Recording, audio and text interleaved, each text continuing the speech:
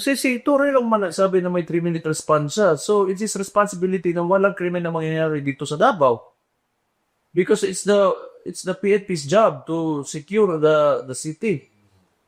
And hindi naman ako pinapilit ng city director. So I cannot give, like, I do not know if I can give, advice kung paano gagawin yung trabaho ng mga pulis dito. Because, first and foremost, I am the mayor, I'm a local here, I grew up here, I know this place. And I know the people here, and I know how they behave. Pero pag itong city director na nilagay ni Torre, hindi makikinig sa akin, he will not cooperate, then it's up to them. Okay?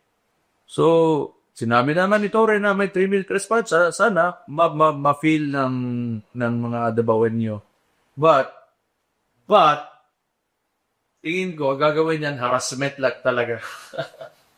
Doon na, Cory, Mr. Torre, sanay na ako sa iyo. Sanay na kami sa iyo. Kinidnap ko nga yung tatay ko eh. Okay na yan. Just do whatever you want. You have 2 years until finding mo candidacy sa 2027.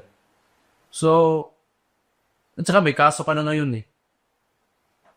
Think about it. Gusto mo harasin ako, harasin mo lang ako. Kasi matapang ka lang naman, we have the position eh, pero gusuntukan tayo, arap ko makaya, bita. Ganun lang. But you're a coward. You are nothing without your position. Sa totoo lang.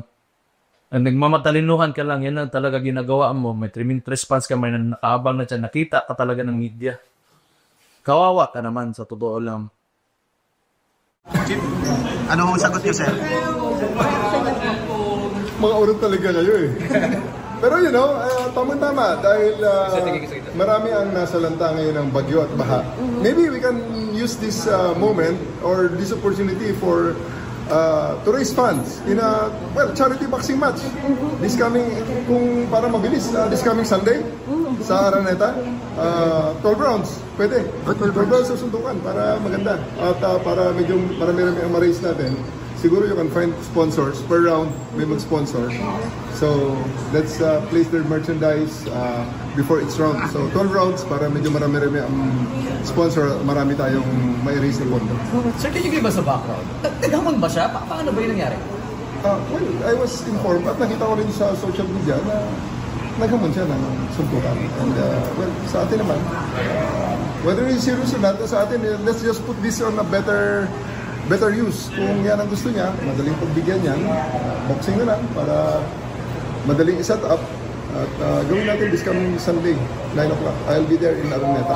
I'll ask Araneta to set up a boxing ring. Hopefully, they will oblige. Kung wala naman, di maghanap tayo lang kung saan gym ang gusto niya. Pinapatulan, I just see this as an opportunity para makatulong sa ating mga kababayan. Kaya nga, sigurado maraming sponsor nito and everything that, all the proceeds that we'll raise, we'll donate to charity. Ako, I'll donate to charity kung ano man ang yung part ko rito.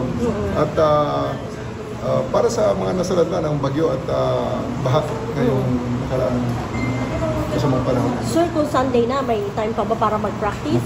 Hindi naman kailangan, sa tingin ko naman, charity boxing match, kung magkasakilan, konti lang yan.